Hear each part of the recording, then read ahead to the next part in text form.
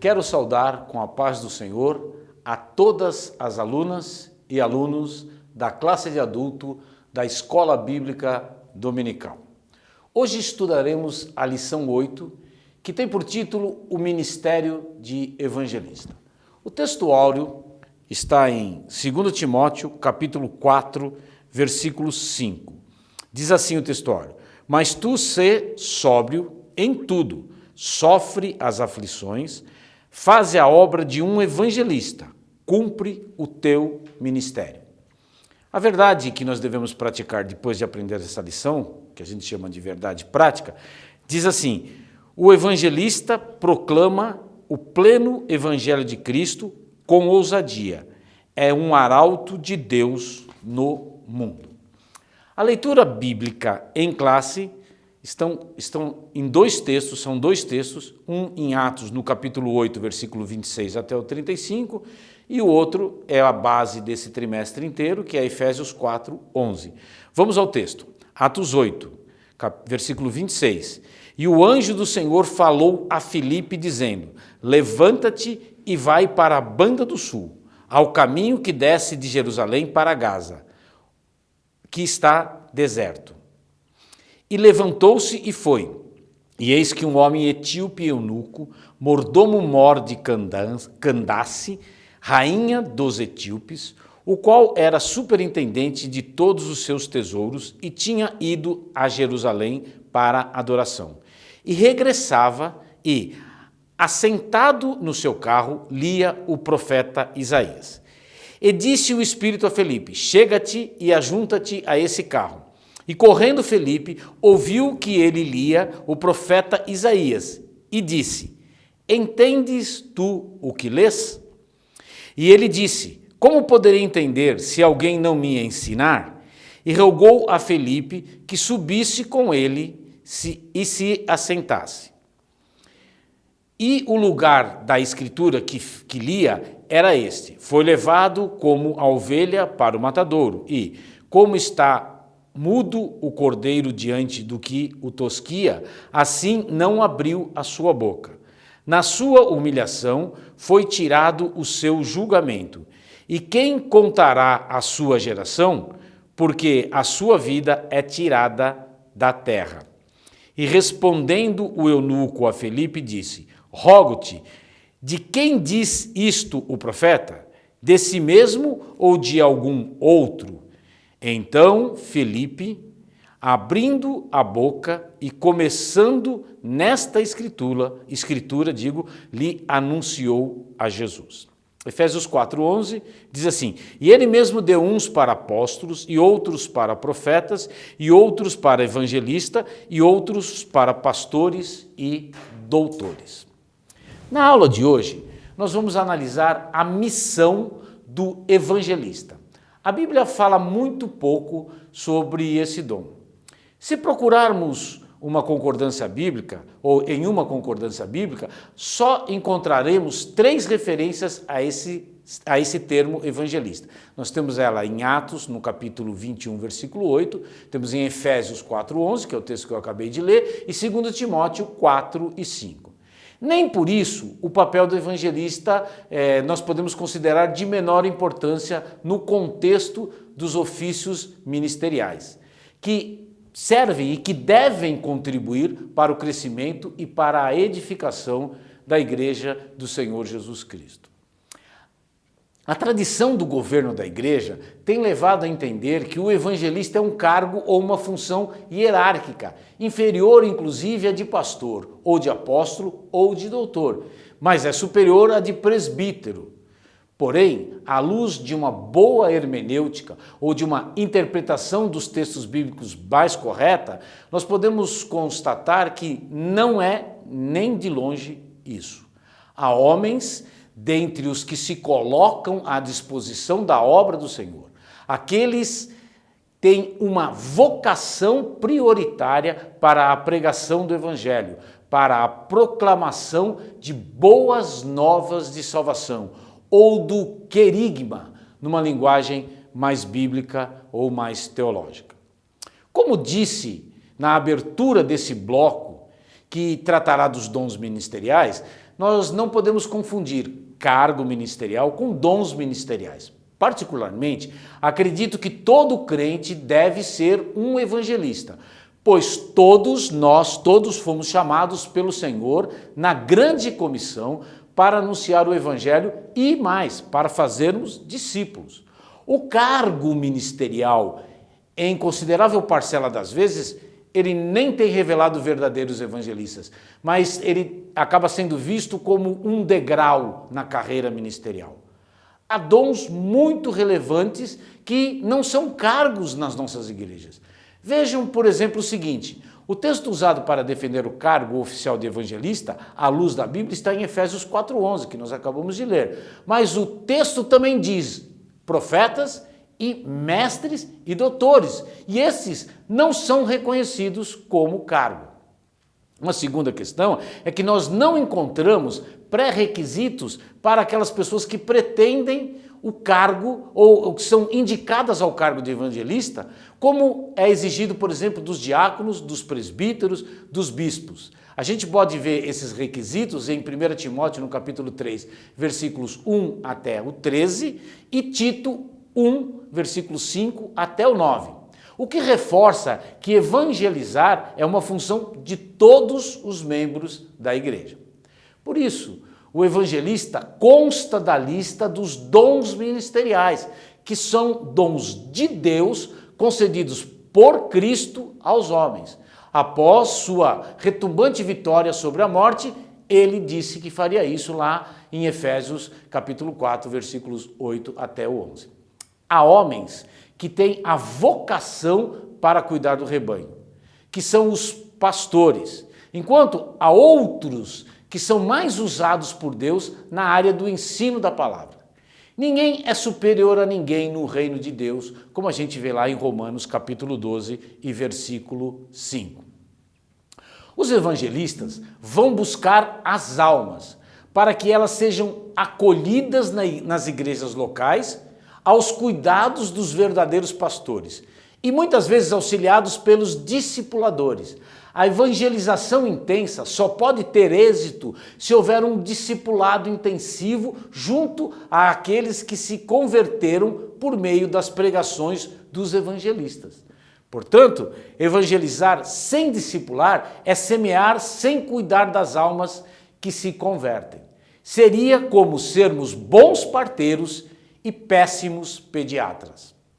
Por outras palavras, então, os evangelistas são aqueles que dizem aos pecadores: venham para Cristo, e os pastores, os que cuidam do rebanho, são os que dizem: sejam transformados pelo poder de Deus, se integrem ao corpo de Cristo, que é a igreja. Os ministérios assim se complementam.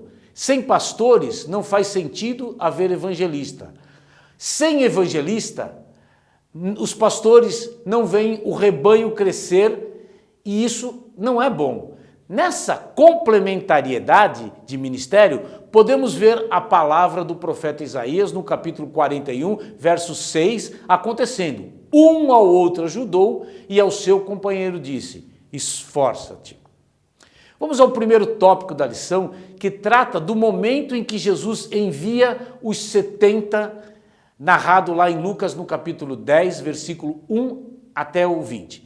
Minha sugestão é que, pela relevância desse texto, cada aluno dê uma pausa nesse vídeo para ler esses 20 primeiros versículos do capítulo 10 de Lucas. Jesus, depois de orar uma noite inteira, escolheu os 12 que constituíram o colégio apostólico. Nós já estudamos isso. Tempos depois, Jesus resolveu escolher outros discípulos, e agora em número de 70, para enviá-los como evangelista em todas as cidades onde ele haveria de ir. E os organizou em equipes de evangelizadores. A Bíblia diz que foram de 2 em 2, como a gente vê lá em Lucas 10, 1 e 2. O texto de Lucas, referente ao envio de outros ou dos outros 70, é o mais substancial em informações quanto ao desempenho desse ministério, ou dessa atividade, ou desse dom ministerial. Algumas das mais importantes afirmações de Jesus sobre seus enviados constam desse texto, ainda que não são considerados participantes do colégio apostólico. O item 1 desse tópico 1 ressalta que são poucos os que anunciam. Ao enviar os 70, o próprio Jesus constatou que grande é, em verdade, a seara, mas os obreiros são poucos, com o registro que nós encontramos na parte A do versículo 2 do capítulo 10 de Lucas. Diante dessa realidade, Jesus exorta que devemos rogar ao Senhor da seara para que envie obreiros para a sua seara. É a parte B do versículo 2 do capítulo 10 de Lucas. O pastor Elinaldo Renovato, comentarista da lição, ressalta que os discípulos do Senhor são enviados a falar única e exclusivamente de Jesus e do reino de Deus, jamais de si mesmos.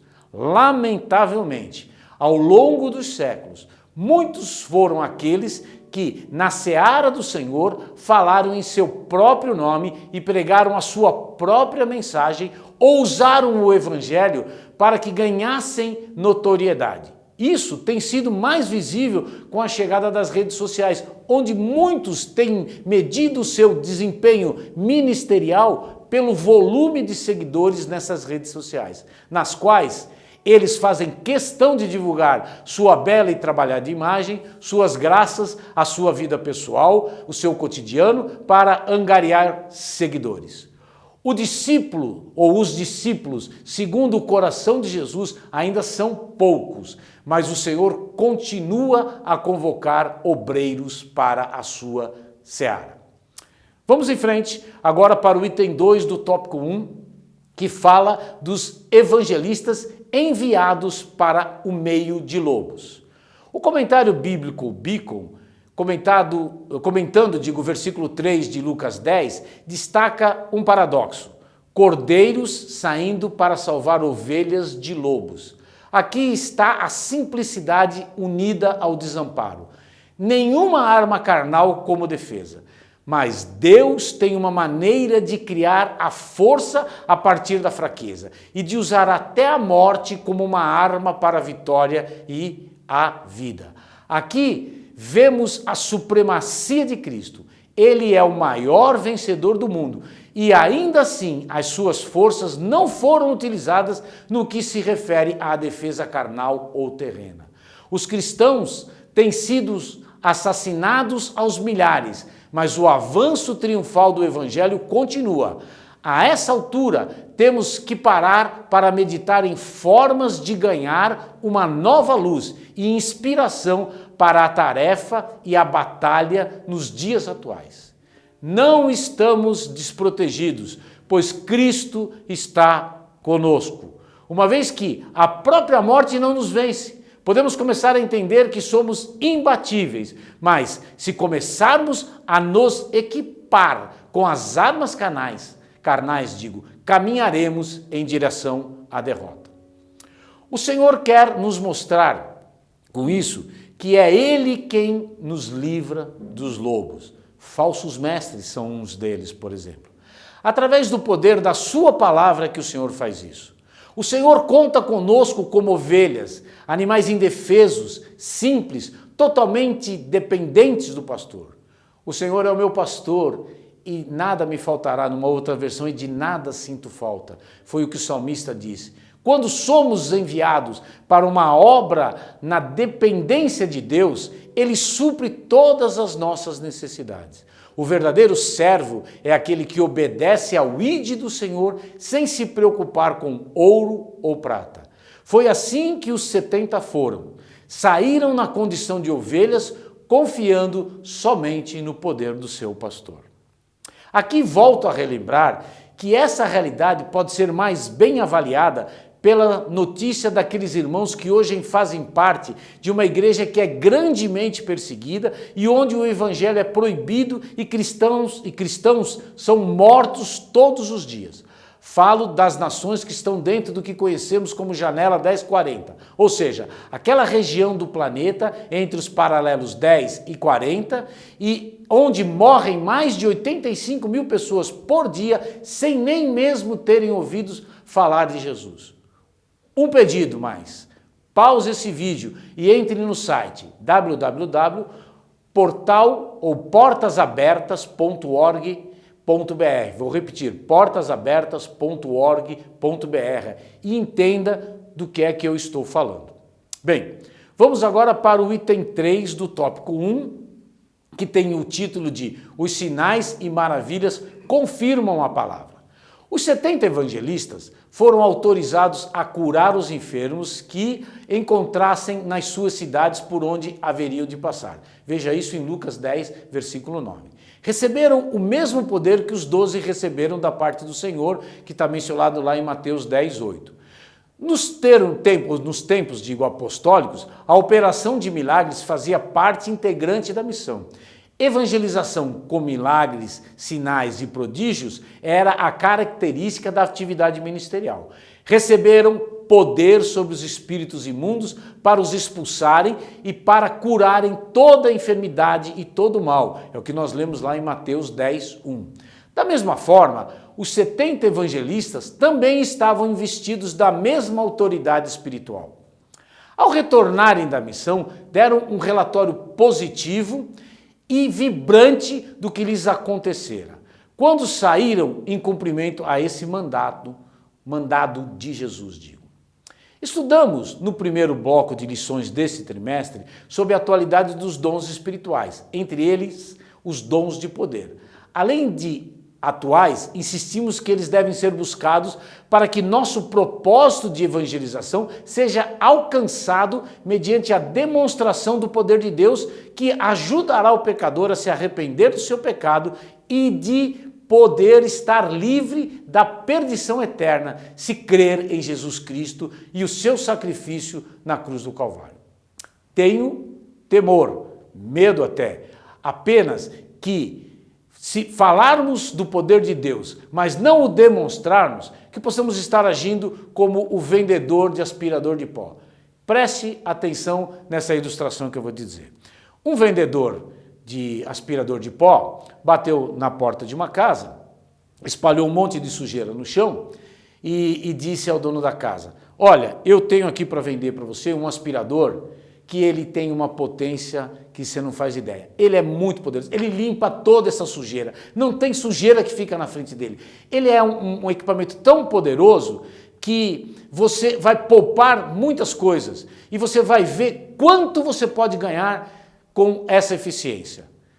E pega um panfleto do aspirador de pó, entrega para o homem e vai embora, sem mostrar o que aquele aspirador de pó é capaz de fazer com aquela sujeira que ele próprio fez. Precisamos, urgente, sair dessa zona de conforto em que nos colocamos. Falamos e pregamos sobre o poder de Deus, mas quando muito, fazemos como vendedor, damos um folheto para as pessoas com o endereço da igreja. E ainda os que advogam que nem o carimbo da igreja com o endereço deveria ter. Também precisamos ter consciência de que os dons de poder não podem ser o principal motivo da nossa evangelização, como acontece com algumas igrejas, mas que consigamos que eles sejam vistos como ferramentas úteis nas mãos do Espírito Santo, tendo como objetivo principal a conversão dos que caminham para a perdição, e para que, como nós, tenham o seu nome escrito no livro da vida. Nesse ponto, o comentário bíblico Beacon faz uma afirmação importante. Eis que vos dou poder para pisar serpentes e escorpiões e toda a força do inimigo. Essa escritura tem, de fato, uma implicação literal, mas o contexto parece exigir que o principal significado seja espiritual. Note como Jesus faz uma analogia entre serpentes e escorpiões e toda a força do inimigo. Tanto os versículos anteriores como os posteriores se referem às forças satânicas. A gramática desses versículos implica também que essas serpentes e escorpiões estão incluídos nas forças do inimigo. O simbolismo é comum para as forças satânicas ou demônios e até para o próprio Satanás. O significado principal é que os cristãos têm poder para pisar triunfantemente sobre os exércitos de Satanás através do auxílio e da graça do Senhor Jesus. Bom, vamos em frente agora para o tópico 2 da lição, que tem por título A Grande Comissão. Nessa parte da aula, vamos explorar o texto de Mateus, capítulo 28, versículos 19 e 20, e Marcos 16, versículos 15 até o 20. Razão pela qual eu volto a sugerir que você dê uma pausa nesse vídeo para ler esses dois textos que eu indiquei. Nas suas palavras finais, aos seus 11 discípulos, após a ressurreição, Jesus lhes deu, a mais importante missão que poderia ter confiado a homens. A ordem de irem por todo o mundo e pregarem o evangelho a toda criatura. Isso está em Marcos, capítulo 16 e versículo 15. Aquele mandado seria extensivo a todos os demais discípulos que seguiam a Jesus e a todos os que haveriam de segui-lo ao longo dos tempos e até a sua vinda em glória. Foi o que se convencionou chamar de a Grande Comissão. Eles foram comissionados para continuar a obra que o Mestre iniciou em seu ministério terreno. Começou com os 12 que estavam ali e para receber aquela tão honrosa, difícil e gloriosa missão. 11, na verdade, Matias foi escolhido depois. O item 1 do tópico 2 fala do alcance da grande comissão. O comando de Mateus 28, 19 e 20 praticamente resume o que Jesus esperava que os apóstolos e seus seguidores depois dos apóstolos fizessem em sua ausência. É interessante notar que no grego original, os únicos comandos específicos em Mateus 28, 19 e 20 são ide e fazei discípulos. A grande comissão nos instrui a fazer discípulos enquanto viajamos pelo mundo e enquanto realizamos as nossas atividades diárias. Como devemos fazer discípulos? Batizando e ensinando. São a forma que devemos usar para executar o aspecto de fazer discípulos da grande comissão. Muitos enxergam Atos 1,8 como uma parte da grande comissão também. Veja o que diz Atos 1,8. Mas recebereis poder ao descer sobre vós o Espírito Santo, e ser-me-eis testemunhas, tanto em Jerusalém como em toda a Judéia e Samaria, e até os confins da terra. Ora, a grande comissão é capacitada pelo poder do Espírito Santo. Devemos ser testemunhas de Cristo, realizando a grande comissão em nossas cidades, Jerusalém, em nossos estados e países, Judéia e Samaria, e qualquer lugar onde Deus nos enviar, seriam os confins da terra.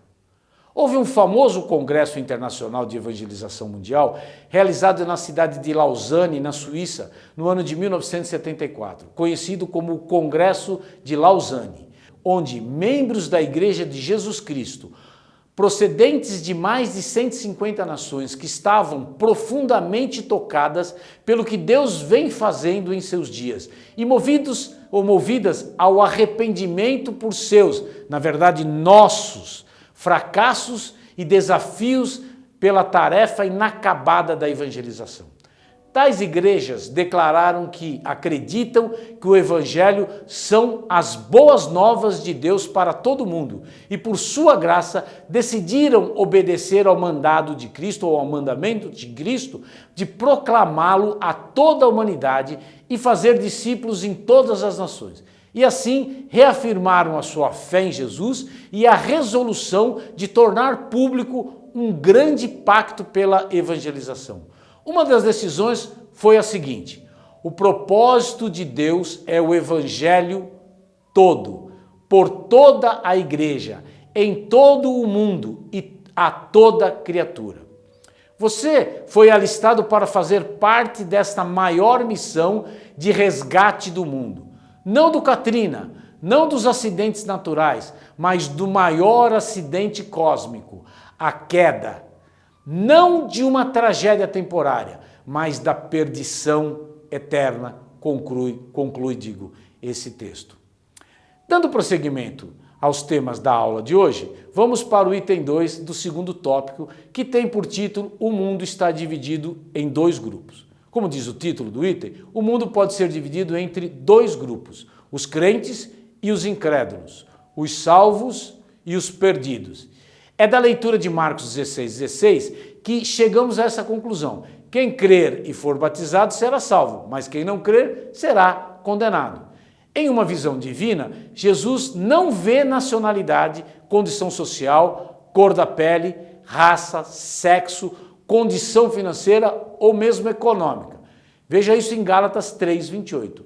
Ele só vê dois tipos de pessoas: os salvos pela fé e os perdidos por causa da descrença nele e em seu evangelho.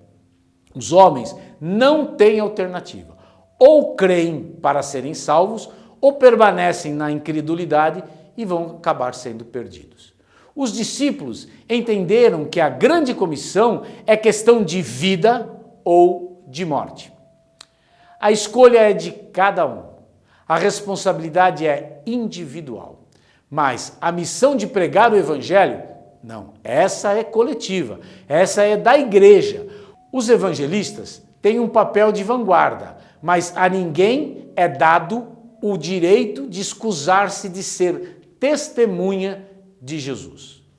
Por causa da resposta de Jesus ao criminoso que morreu ao seu lado na cruz, sabemos que é possível sermos salvos sem sermos batizados. Veja Lucas 23:43. Jesus não disse que aqueles que não fossem batizados seriam condenados, mas que quem não crer será condenado.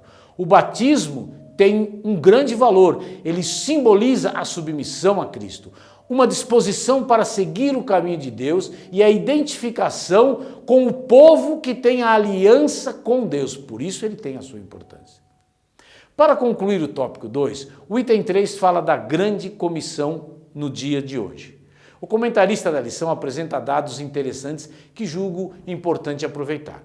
O pastor Elinaldo diz que a tarefa de evangelização do mundo está inacabada. Apenas 33% da população mundial é composta por cristãos das várias confissões de fé. Há regiões em que o número de cristãos está diminuindo, como na Europa, por exemplo. Recentemente, na Alemanha, cerca de 340 igrejas fecharam as portas. Em Portugal, quase 300. A Holanda e a Inglaterra são países considerados pós-cristãos. Ainda na Europa, cerca de 1.500 templos cristãos foram transformados em mesquitas, restaurantes, bibliotecas e casas de show. Se a igreja não experimentar um real e poderoso avivamento espiritual, em poucas décadas a Europa se tornará muçulmana ou o cristianismo não mais a influenciará. Precisamos evangelizar o continente europeu.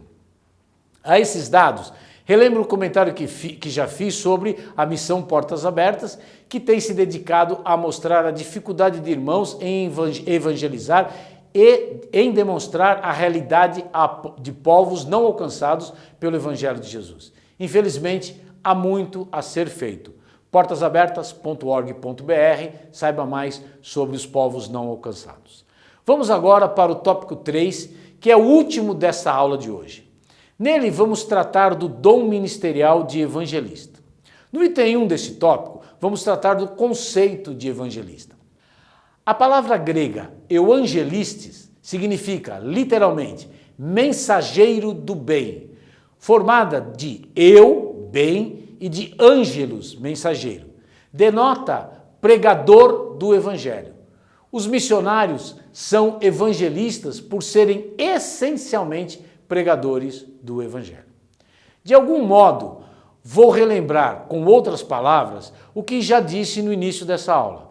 Evangelista é um dom de Deus concedido através de capacitação espiritual e ministerial para a pregação do evangelho de Cristo a todas as pessoas que estiverem ao alcance da mensagem do obreiro que tem a chamada para cuidar da evangelização como prioridade em sua vida e como uma missão.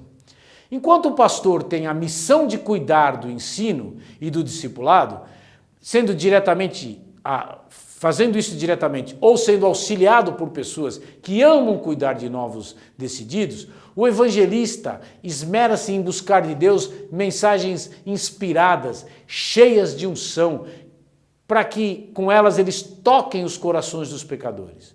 O evangelista é, por excelência, o pregador de boas novas de salvação.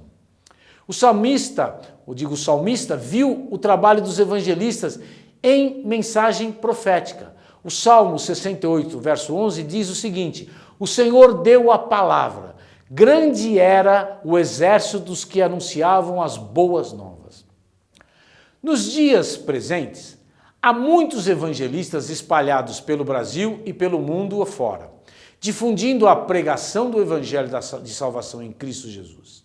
Seus corações ardem de amor pelas almas perdidas e elaboram mensagens com oração, jejum, estudo da palavra, para que, na hora do sermão, sejam instrumentos nas mãos de Deus para alcançar a mente e o coração dos que precisam de Cristo.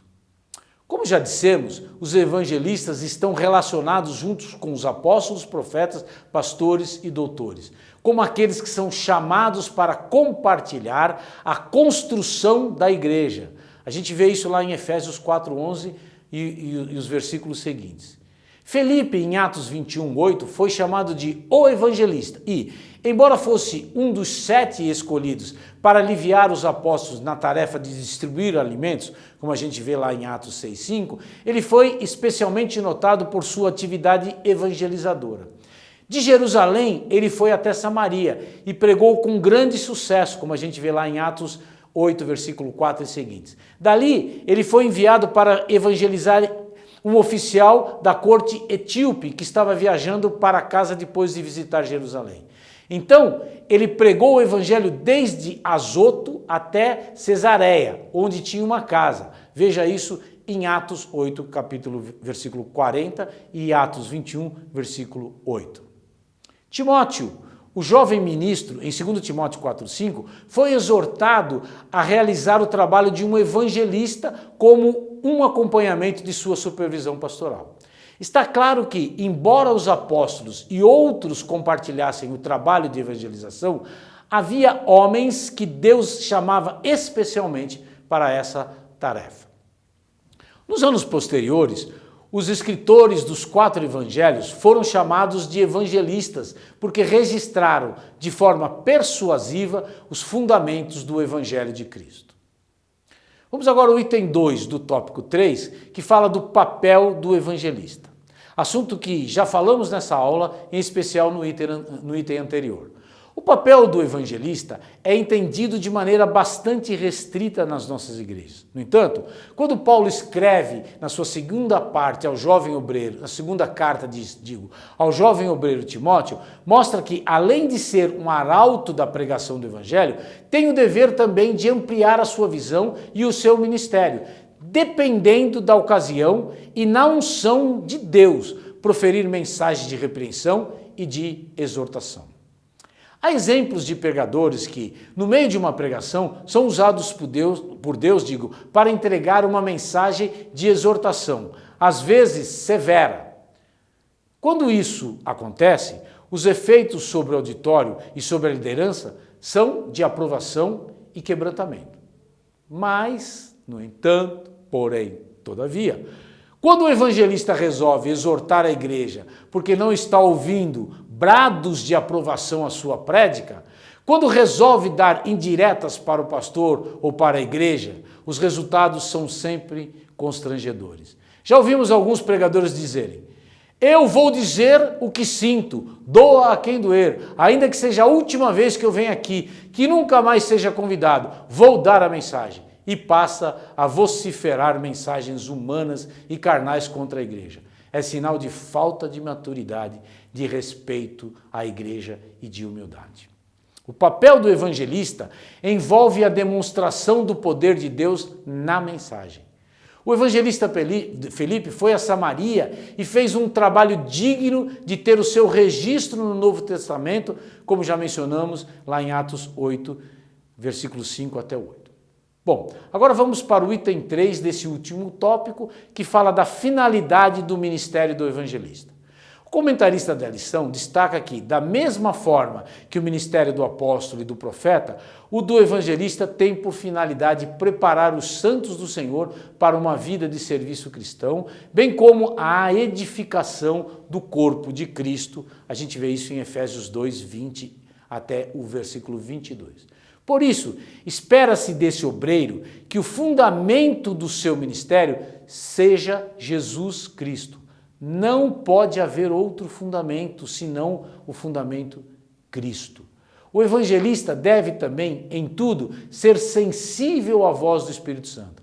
A exemplo de Felipe, o obreiro deve ser obediente ao Senhor, seja para pregar a multidões, seja para falar a uma única pessoa, como podemos ver em Atos capítulo 8, versículo 6 e depois o versículo 26 até o versículo 40.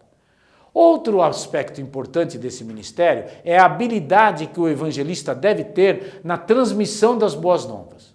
O arauto de Deus precisa ser capaz de responder a seguinte pergunta dirigida ao pecador.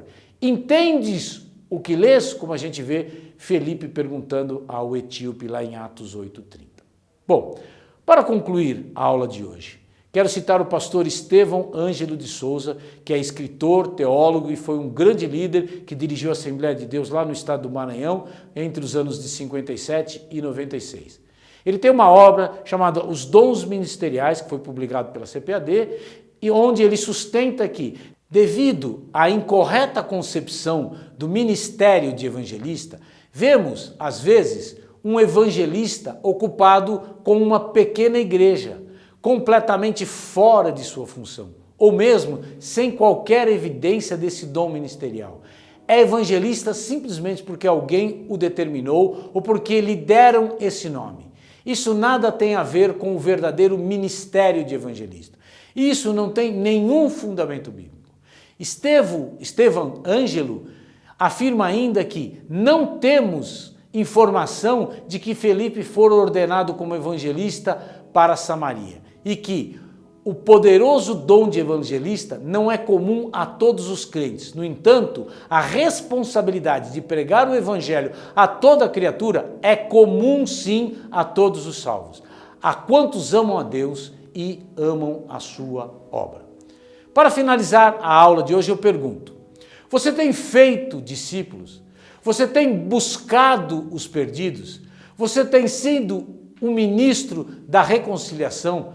Você tem gerado filhos espirituais? Você tem ganhado pessoas para Cristo?